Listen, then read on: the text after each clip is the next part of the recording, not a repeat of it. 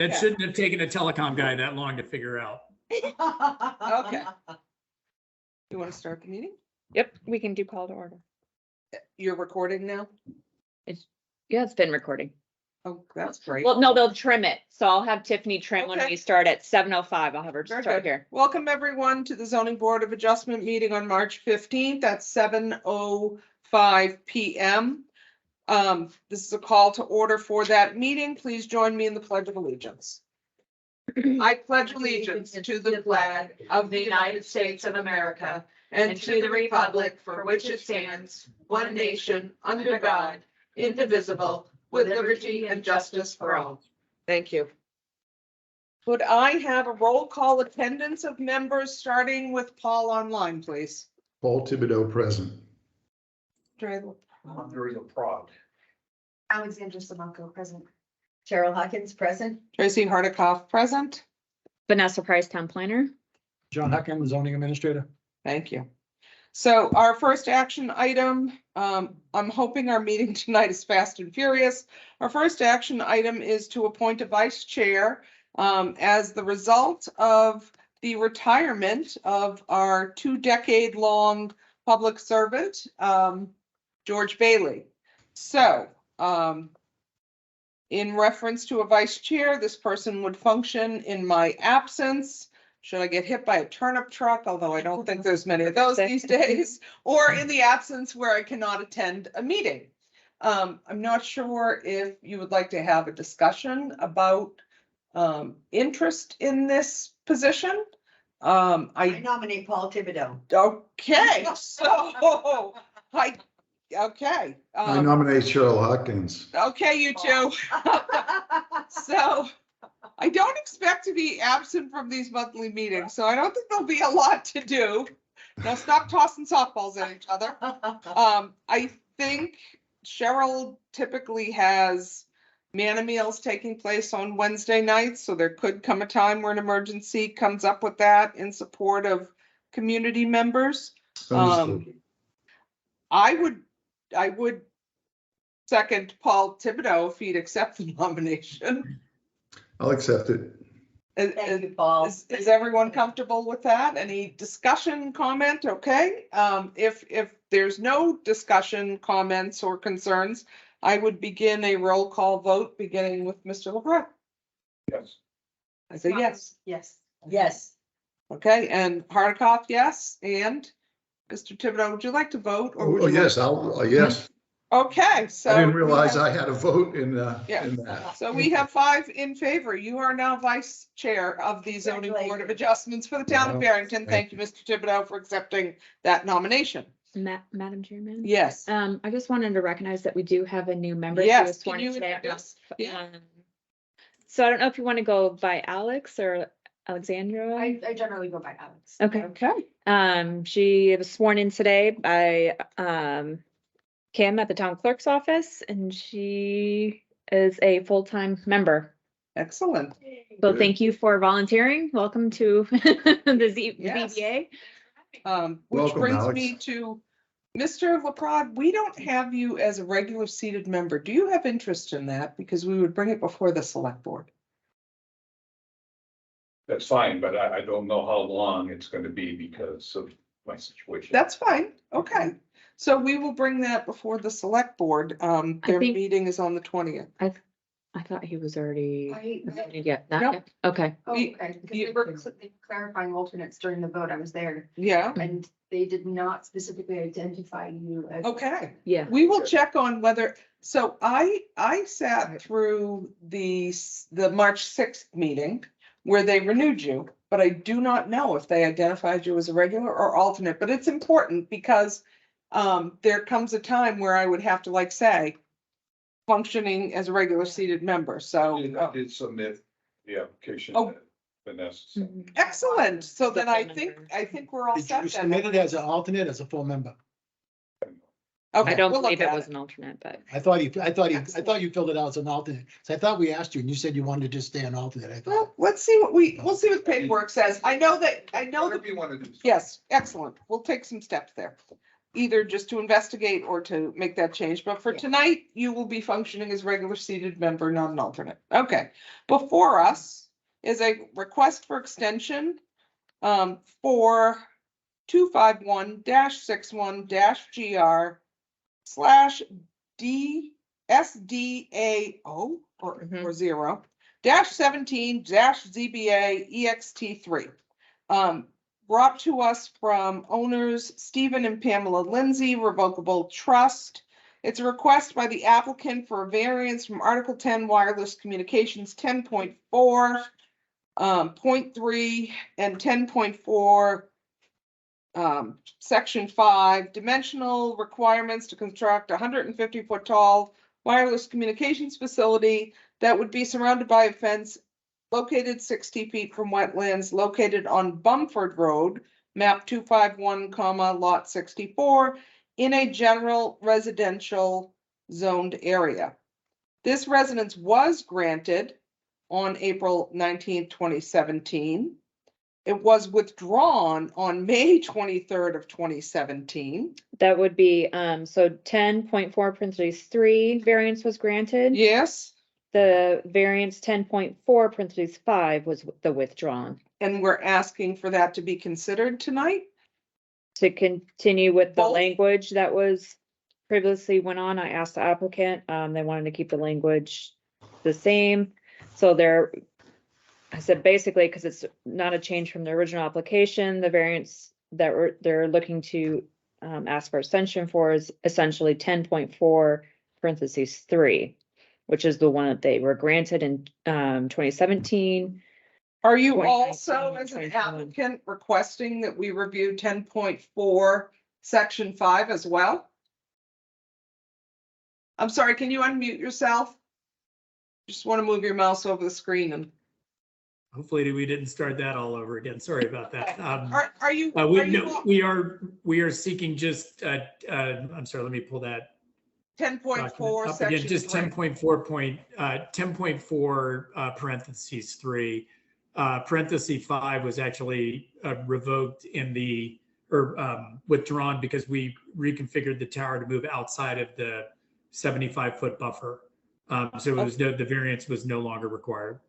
Okay, so we're going to reword this as it is a request by applicant for variance for Article 10 wireless communications 10.4 bracketed section 3 to construct a 150-foot tall wireless communications facility surrounded by a fence located on Bumford Road. Is that what you're telling me?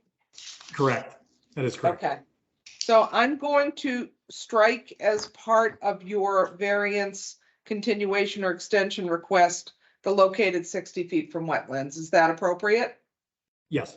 Very good. Okay, I have now done that. Thank you. There has been nothing that has changed from the two applications that have been reviewed by ZBA, or something has fundamentally changed. Nothing has changed. Okay. That's the only change was the withdrawal of bracket 5 Okay, because you reconfigured the space. because Okay. the space was reconfigured. Okay, can you, for purposes of being transparent with the public, can you cover the 5 areas for application for variance for us, please? Oh, Okay, boy, can I ask a question before we start out with that, Madam Chair? Sure. Yes, go ahead. Would you please read the ordinance that they are looking for a waiver for? Yes. You pull that. You just have to give me a minute. Our town planner is going to pull it and read it. I'm remote and I'm sorry, I don't have my catalog of books with me. Mine is actually in my garage, so I understand. My first meeting without it, but yes.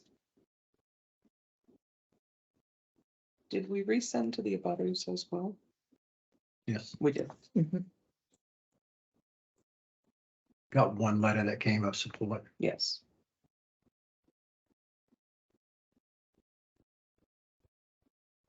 I'm gonna have to pull up the- John, you're there. I imagine you have your finger right on it, don't you?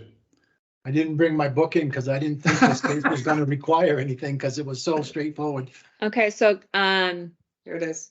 10.4 sure I'm reading the right one. Parentheses 3 is under dimensional requirements that a ground-mounted wireless communication facilities shall not project higher than 20 feet above the top of the tree canopy and 100-foot perimeter of the mount shown on the accepted application in an effort to more efficiently blend the surrounding terrain by not projecting above the surrounding tree canopy.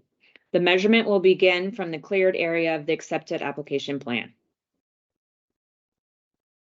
So what, a waiver is sought to extend beyond that 20-foot above the trees, is that it?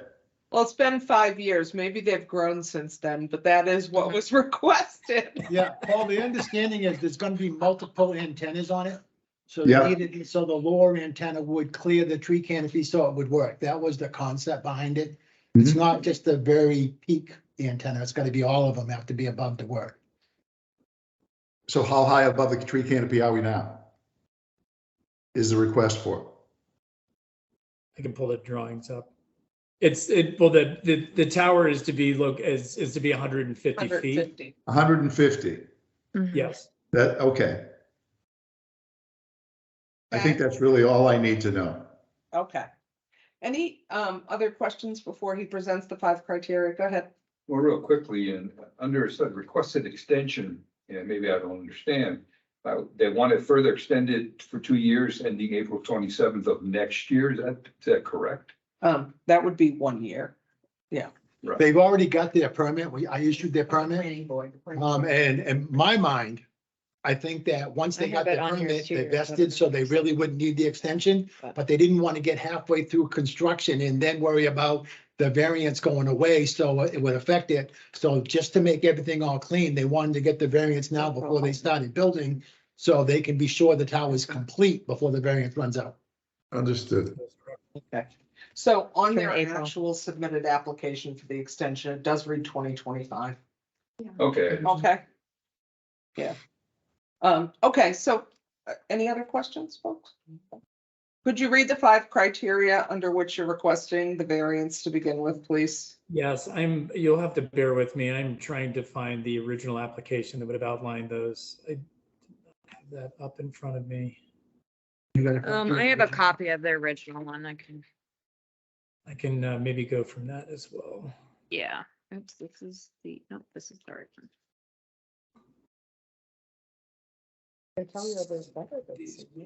Planning board printed in the next thing. Yes, they Planning board did. thing is still good. Application edition. This is Yeah. Yes. Yeah. This is the They would have had the 5 criteria filled out for the reason for the variance. second extension. Oh, he has to read it. Do you have it? Yeah, if you could bear, I'm just trying to pull it up from the files right now. Sure, we're fine. Go ahead. Yeah, we're trying to just work from a place with transparency with the public, so. Yes, I understand. I should have had this in front of me to begin with. So As long as you're doing AT&T, I'm good anyway. Do you want some time to look for it and we'll work on our meeting minutes? If that's fine, this may pull it up here. I just let's see what this application for variance. Folders like stuck together. I've got it right here. If I could just get to the 5 criteria.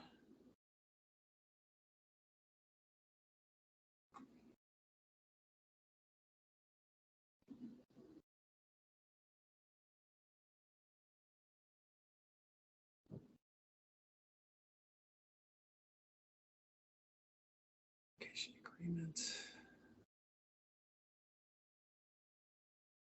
And I apologize for this. No, it's okay. It's just that more than half of this board is new to this particular case and the public has not necessarily seen the variance criteria.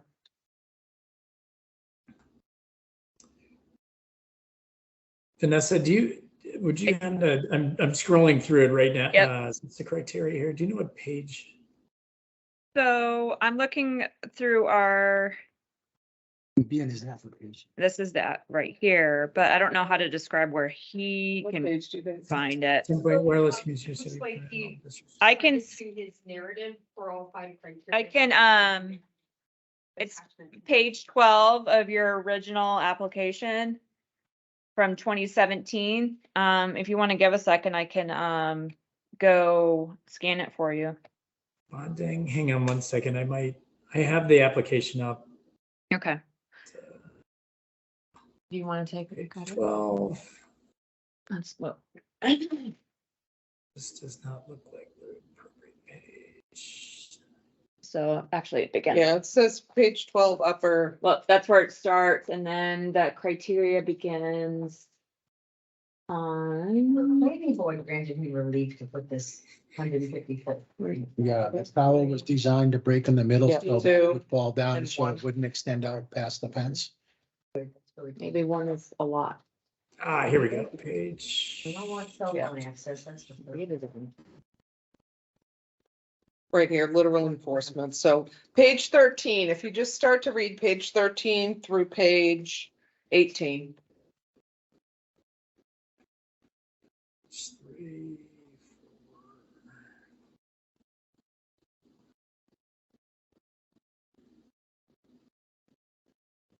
Is it required that the applicant reads this, or can the planner read it for him? If he's comfortable asking the planner to read it. No, I'm not. I apologize. I wasn't anticipating this. So let me, And I criteria apologize, for I did granting not tell him variances. that I Got had it. that. Do you want me to, so I believe I'm where I need to be. Zoning Board of Adjustments shall, when considering a request for variance, make findings of fact that consider the following factors. Is that correct? Yeah. Yep, so Okay. if you can start with literal enforcement of the provisions of the ordinance would result in an unnecessary hardship. That's on page 13. That's Got it. probably. Okay. Yep. Okay, start Yep. there, read the next 5 pages if you would. Okay, great. Literal enforcement of the provisions of the ordinance would result in an unnecessary hardship to the applicant.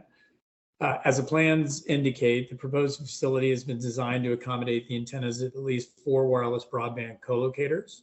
There are no existing or previously approved telecommunication facilities in the area of the proposed facility, nor are there existing structures of sufficient height in the area of the proposed facility that will achieve the coverage objectives of the proposed facility.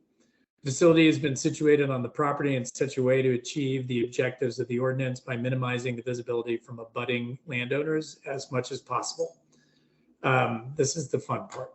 In 1996, the U.S. Congress enacted the Telecommunications Act of 1996, publication L number 104-104, section 704, 110, statute 56, 1996, the TCA, or Telecommunications Act. The intent of the TCA enacted by the U.S. Congress was to institute a framework to promote competition and innovation within the telecommunications industry. Under their respective licenses from the FCC, glad I have water next to me, wireless telecommunications providers are obligated to provide a reliable product, i.e. wireless communications service, to the population in the Seacoast region, which includes the town of Barrington. Likewise, consumer expectations for increasingly robust, reliable service requires competing service providers to identify and remedy existing gaps in reliable network coverage or gaps that result from increasing subscriber voice and data traffic beyond the limits of existing network infrastructure. A carrier's failure to remedy network gaps in a timely fashion can result in significant loss of subscribers to competing telecommunications carriers. The proposed facility and corresponding relief requested are necessary to remedy a gap in reliable service coverage within the various wireless carriers' existing network infrastructure. The applicant has investigated alternative sites in and around the designed geographic area within which engineers determined that a facility must be located to fill the gap in service coverage and no function effectively within the network of existing and planned facilities. No existing structure or property in or near the vicinity of the proposed facility is feasible to accommodate the coverage network requirements. Accordingly, a literal enforcement of the provision of the ordinance would prevent the applicant from eliminating an existing gap in reliable service coverage, resulting in potential loss of subscribers and the inability to effectively compete for subscribers with FCC's licensed competitors in the market, contrary to the intent of the ordinance and the U.S. Congress in enacting the TCA. Moreover, this hardship is owing to the circumstances relating to topography of the surrounding area. The surrounding area provides no other feasible location in which to install and operate a wireless telecommunications facility.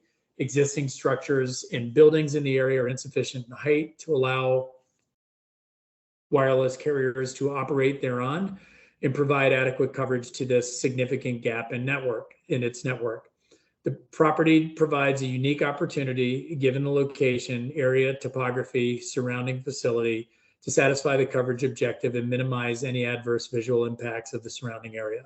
The proposed design conforms to the existing characteristics of the property and utilizes the existing structures and vegetation of the property to screen the proposed facility, thereby minimizing potential impacts. The wireless communication system being developed by the various telecommunication carriers operating in Barrington area have been designed employing the most sophisticated radio frequency engineering methods available. Radio frequency engineers determine, I'm sorry? Go ahead, I'm sorry. Okay. Radio frequency engineers determine the placement of network points of presence using computer engineering models that simultaneously evaluate area topography and population patterns to identify specific geographic areas to be serviced by each antenna facility in the network. As a result of this modeling, combined with that actual coverage data provided by existing on-air facilities, the carrier's radio frequency engineers have identified a limited geographic area as necessary location for a communication facility to remedy an existing gap in reliable service coverage in the general vicinity of the property. Without the requested relief, there would remain a substantial gap in reliable service coverage in the carrier's respective networks. Radio frequency network coverage maps confirm that telecommunications facility located in the property is required to remedy the existing gap in wireless network coverage in the area. The requested height has been determined by the engineers to be minimum height necessary to connect coverage from the proposed facility with coverage from adjacent cell sites in the carrier's respective networks, i.e. to remedy the existing gap in service and to effect reliable handoffs between the adjacent cell sites as a subscriber travels through the area. Additionally, the requested height will allow future carriers to co-locate on the facility, hereby minimizing the number of new facilities needed to provide coverage to the town. In the context of utility service, where critical criteria in the development of each facility is its ability to integrate with a network of surrounding sites, and subsequently for each cluster of sites to function within the regional and national network, there is an underlying premise that each site chosen by the applicant for a facility possesses a unique location and topographical characteristics. Finally, as noted in Nextel Communications of Mid-Atlantic Inc. versus Town of Wayland, 231 F Supplement 2D 396, 406, 407, DMAS 2002, the need for closing a significant gap in coverage in order to avoid an effective prohibition of wireless services constitutes another unique circumstance when a zoning variance is required. No existing structure or property in an allowed zoning district is technically suitable to resolve the existing gap in wireless service coverage in the area. In addition, the existing structures located near the property are not at a height sufficient to provide adequate coverage to the significant gap in its network. Consequently, the proposal to install the facility is required. Given the non-residential nature and the size of the property, as well as the proposed design of the facility, the proposed installation will have a minimal visual impact to the surrounding neighborhood while achieving the carrier's requisite coverage. The proposed facility will reduce the number of new structures ultimately needed to provide wireless communication services in the surrounding area by providing co-location potential. The proposed location is reasonably adaptable to the proposed facility. The proposed facility is designed to be a minimum height necessary to provide an adequate coverage to the area and keep potential visual impacts to a minimum. The proposed facility will be located on a lot already used for commercial purposes. The proposed facility will comply in all respects with radio frequency emission standards established by the FCC. The proposed facility will not have an adverse effect on the value of the land and buildings in the neighborhood or the amenities thereof. The proposed use is passive, requires no employees on the premises, and has no characteristics that are incompatible with the underlying zoning. Specifically, it will generate only about 2 vehicle trips per month by a service technician for routine maintenance, will be served by standard electrical and telephone services, and require no water, septic, or other town services. The proposed facility will promote and conserve the convenience and general welfare of inhabitants of the town by enhancing telecommunication services within the town. The proposed facility will lessen the danger from fire, natural disasters by providing emergency communications in the event of such fires and natural disasters. The proposed facility will involve no overcrowding of land or undue concentration of population because it is an unmanned facility.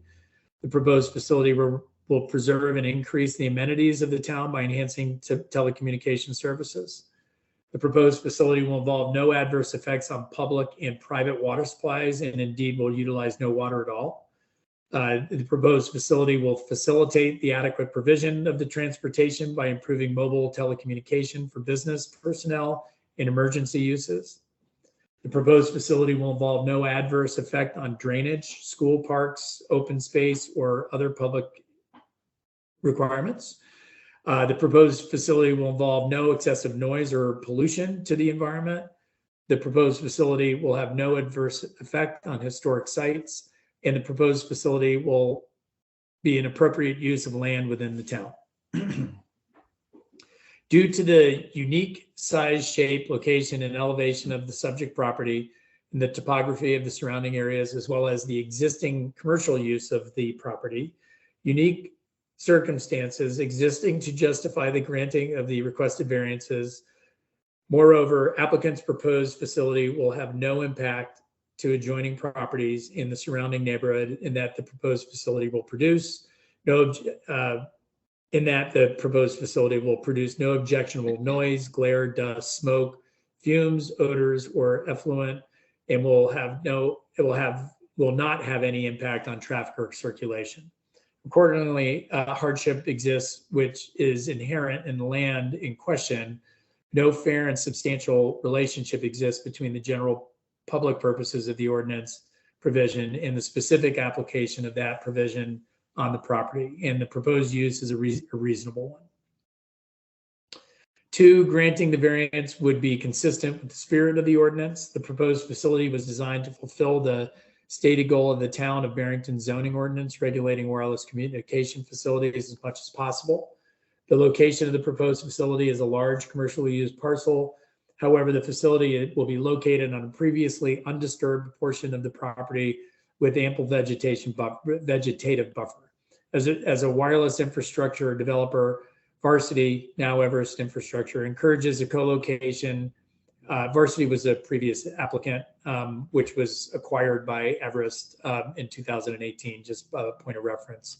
Varsity encourages co-location and has relationships with all of the existing wireless telecommunication carriers licensed in the market, and intends to provide space on the proposed facility at commercially reasonable rates, which will minimize the number of towers in the community. Once constructed, the proposed facility will facilitate the provision of telecommunication services throughout the municipality and enhance the ability of the wireless carriers to provide telecommunication services to the community quickly, effectively, and efficiently. 3, granting of the variance will not result in diminution of surrounding property values. Numerous studies and market analysis have shown that existing or proposed communication towers have no measurable impact on nearby property values. As noted earlier, there are already other located in the town of Barrington and surrounding communities. Although many of these towers have been in existence for several years, the town of Barrington does not appear to have granted lower assessments or abatements requests due to the proximity to or visibility of the communication tower. Many other facts supporting the findings that grant or request variance will not diminish the value of the surrounding properties include well, no include there. The property is a large 95-acre commercially used parcel, and the facility will be amply set back from the public street and all abutting properties and surrounded by a substantial vegetative buffer. The property is near Route 125 and several nearby properties are already used for commercial purposes. The use of a mobile monopole design with a non-reflected galvanized finish and internal cabling will minimize the visual impact of the facility. The proposed facility will produce no objectionable noise, glare, dust, smoke, fumes, odors, or effluent, and will not have any impact on traffic or circulation. And the proposed facility does not require FAA lighting or marking. 4, granting of the variance would do, let me start again. 4, granting of the variance would do substantial justice. There are already other similar towers located in the town of Barrington, all comparative in height to the proposed facility. The proposed location meets all of the other requirements of a wireless communication facility. The location of the proposed facility is a large commercial use parcel. However, the facility will be located on a previously undisturbed portion of the property with ample vegetative buffer. Moreover, the proposed facility has been designed to mitigate the visual and other impact of the facility as much as possible. Given the great public benefit and minimal, if any, impact on surrounding areas, it would be a substantial injustice if the requested variance was denied, variances are denied. In this case, just one variance. Granting of the variance should not be contrary to the public interest. The construction of the applicant's facility will enhance service coverage in the town of Barrington and the surrounding communities. The enhancement of services coverage in the town of Barrington is desirable to the public convenience of personal use of wireless services and for community safety in times of public crisis and natural disaster.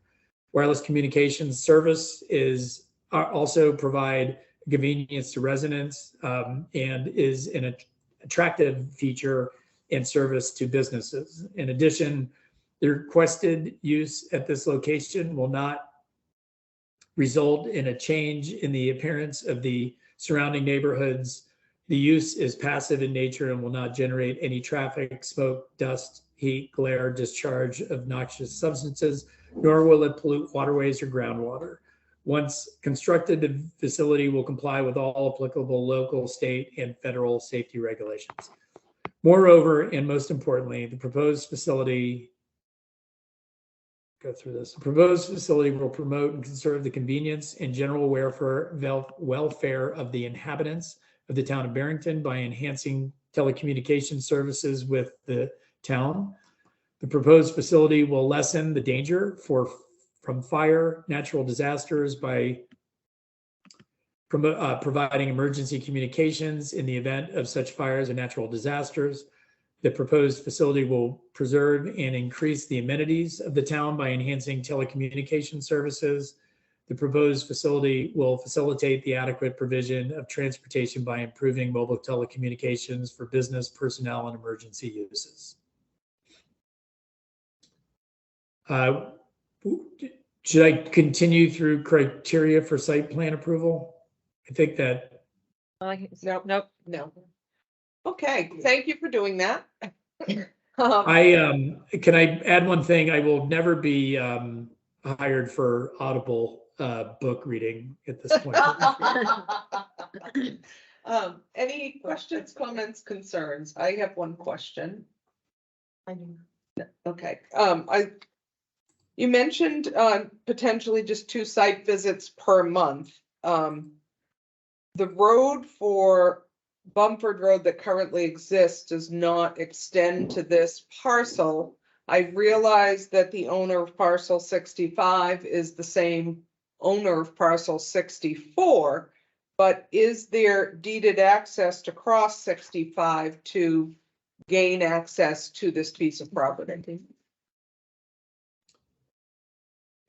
As part of our agreement, do we have rights to that access? Yes, we've secured that with the owner. So you have deeded access to cross 65 to get to 64. We have an easement to cross 65 onto 64. Okay, for our excellent. ground lease agreement. Benjamin has it. Yes, thank you. Excellent. Any other questions, comments, or concerns? Yes, Mr. LeBron. Maybe I'm missing something. Did someone say that the planning board originally granted this variance? The ZBA has granted this variance twice.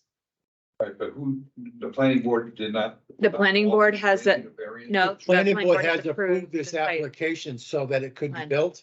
And they've already got the permit from me, but the planning board approval will run long enough, but the variance wouldn't run long enough and then get the tower completely built. In my mind, as a zoning administrator, once they get their start construction, I think they're vested, but they just wanted to make sure that they weren't halfway through their project and something came up. So that's why they're in front of you now. My other question is, why is it taking so long? There was the whole thing to do with the pandemic and then also the merger between the two companies and getting stuff straightened out to what was gonna be, well, I probably should let the applicant. Yeah, I was gonna say the explain, applicant. but- So, I mean. You're doing a that's the gist of it. fantastic job, by the way. well, no, we read it. Yeah, so, do you want to expand on that for us? Why? the third Yeah, extension? I'll do that in two fronts, because I think it's important here, and we'll ultimately go somewhat to the height and address some of the requirements of the original variance that we were seeking. So in 2018, we began and filed an application for a building permit originally to kind of build the site around Sprint telecommunications. That's also right around the time that Everest Infrastructure and Varsity Wireless merged. So that just to verify again, this originally was filed under Varsity Wireless, but the company was acquired and merged into Everest. And that's, I was actually the president of Varsity at the time, and now the chief development officer of Everest Infrastructure. But around that, and so at the same time, we originally began the application to build the site for Sprint. Sprint ended up placing the site on hold in conjunction with the merger of Sprint Telecommunications and T-Mobile. And what happens from time to time when companies merge, they go back and reevaluate existing budgets at the time. They look at the two networks, look at coverage, and that really does tend to put things on pretty significant hold. We ultimately have had discussions with T-Mobile, who ultimately acquired Sprint.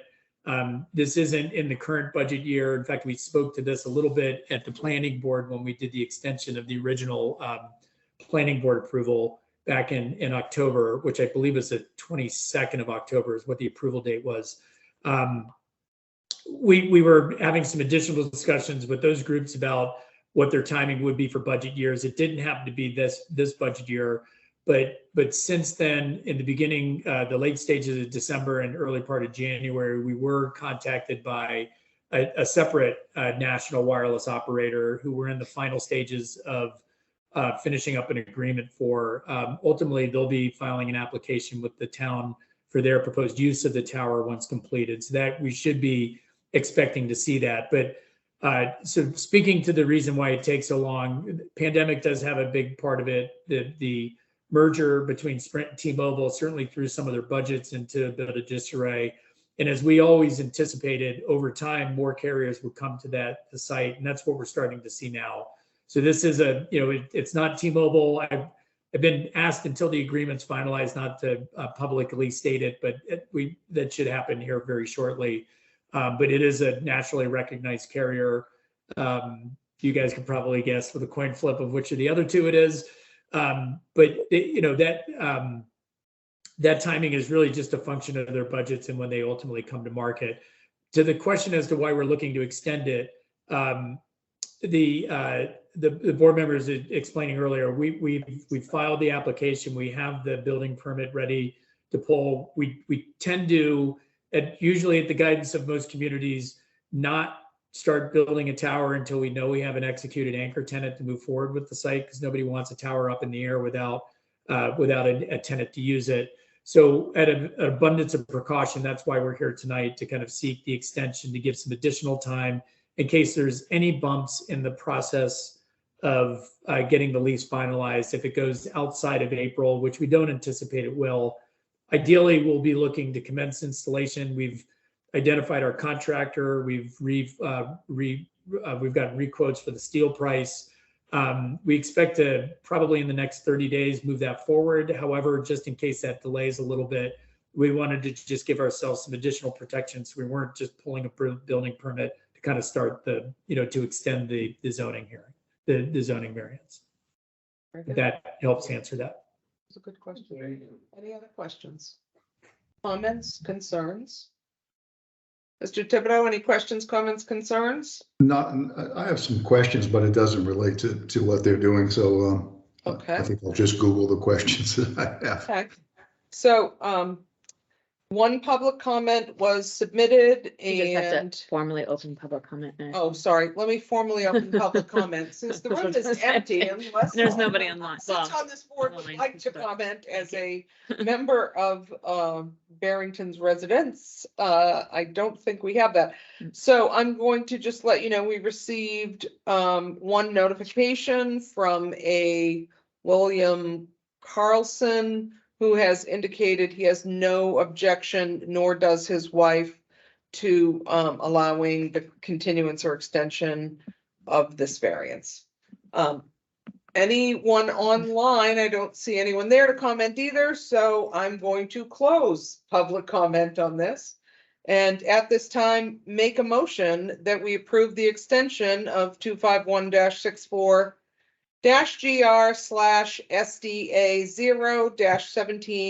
0-17-ZBA extension 3 for owners Stephen and Pamela Lindsay, that we would approve the extension of the variance for Article 10 wireless communications, section 10.4 bracketed 3, to construct a 150-foot tall wireless communications facility surrounded by a fence located on map 251 lot 64 on Bumford Road, with the understanding that an easement has been granted to cross lot 65 in order to access, 65 in order to access 64. My reasons or justification for this motion is that special conditions do exist, that literal enforcement of the ordinance would be an unnecessary hardship. That granting the variance is consistent with the spirit of the ordinance, that granting the variance does not diminish surrounding property values, that granting the variance would do substantial justice, or the extension of the variance, pardon me, and that granting the extension of the variance would not be contrary to public interest.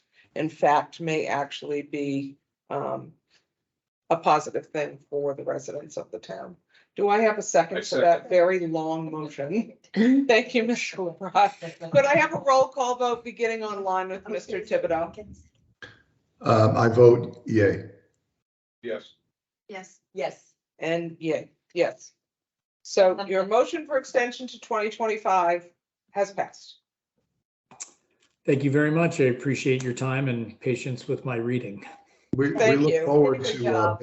Yeah. better communications in town for sure. Yes. We do too. We'll keep you posted as the process moves along. And Member Thibodeau, if there's any questions you ever have, Ms. Price has my contacts. If there's anything about wireless or questions that the town has, I would, be happy to spend time, addressing any of those specific questions around wireless communications. Thank you. Well, Thank you. Thank you for your time. Next up is your review and approval of meeting minutes from December 21st, 2022 meeting. I sent to the land use office. Gotta find this. I think it was just 5 grammatical changes. Simple things like repeats of words that took place or something that needed. You don't have the printout of what I sent her, do you? No, she was supposed to print them out for me. She did not forward them to me. Okay. You see, print out 2 of the same. If you, No, I got it right it's here. like you can forward it to me and I can So look at. some of the, I just want to let you know what the changes were that I had proposed because they're so mundane. To line 751, add the letter B to the word Barrington. It says Barrington right now. Add the word Bradley after Mr. on line 763 because that's who was speaking. And then on line 767, correct the word Bradley by adding an E to his last name. Line 794, remove 3 of the of words. Line 796, remove the word none before the word opinion. And that was it. So basically it was just spelling. I think a lot of times when we speak, it types from what we've said. And maybe if we pause sometimes it or an echo takes place. So I certainly don't hold Barbara responsible for those. I think it's just the way that the voice to text tends to take place. So based on those proposed changes, would anyone make a motion to approve the meeting minutes with the proposed 5 grammatical changes? I'll make a motion to approve it with the changes. And a second for Mr. LaPrade. Roll call vote beginning with Mr. Thibodeau, please. Aye. Yeah. Aye. And I'm recusing myself. And we have a recusal, and I vote in favor as well. Next up is review and approval of meeting minutes for January 18th, 2023 meeting. The grammatical changes for that was line 389 should be the word finances. I think it says fiscal. Line 401, add the word are between they and licensed. They are licensed. Line 443, add an ED to the word thank. So it reads, so thank reads thanked. Line 474, change effort to effect. I think it just picked up the wrong word. And on line 520, eliminate one key in the sentence. All grammatical, no fundamental changes to the meaning of the meeting minutes. Would anyone make a motion to approve those with the following grammatical changes? Well, it's a motion that we do prove that with their fault with the grammatical changes. And a second? Thank you, Mr. LaPrade. Roll call vote beginning with Mr. Thibodeau. I believe I abstained at that meeting. Oh, yep, very good, thank you. Yes. Yes. Yes, we have a quorum. We will accept those. Any other business to come before us from the town planner? I know there was a question about, I found Mr. LaPrade's Yes, thing. He is in an alternate appointment with a term expiring in 2026. okay. Would you be As well. willing to have us present to the select board a regular seated membership? Thank you. Thank you. Okay. We will do that at the next select board. And I don't meeting. have any other No. On updates for the the board. 20th of March. Now we can Okay. open up for another, Yeah. alternate. No, it's not gonna Yeah. be. They're gonna do away with that meeting. Oh, they're because- getting rid of the Because of 20th. the voting. Oh, Oh. okay. We're not supposed to, okay. So we'll get you on the next select board meeting. It'll be in schedule. Yes, April. sounds good. Okay. Wonderful.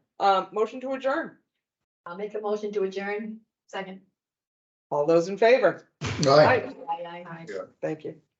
Okay, let's turn this off. Have a good night, Paul. Wait, Bye can you now. just tell me who motioned the second for To adjournment? adjourn and Mr. LaPrade, Okay. second. Actually, it was me. Oh, Alex, second. And then all in favor, so it was Okay. 5. Got it. 0. Okay. Yes, All right, bye, Paul. Yeah. I don't Bye-bye. know.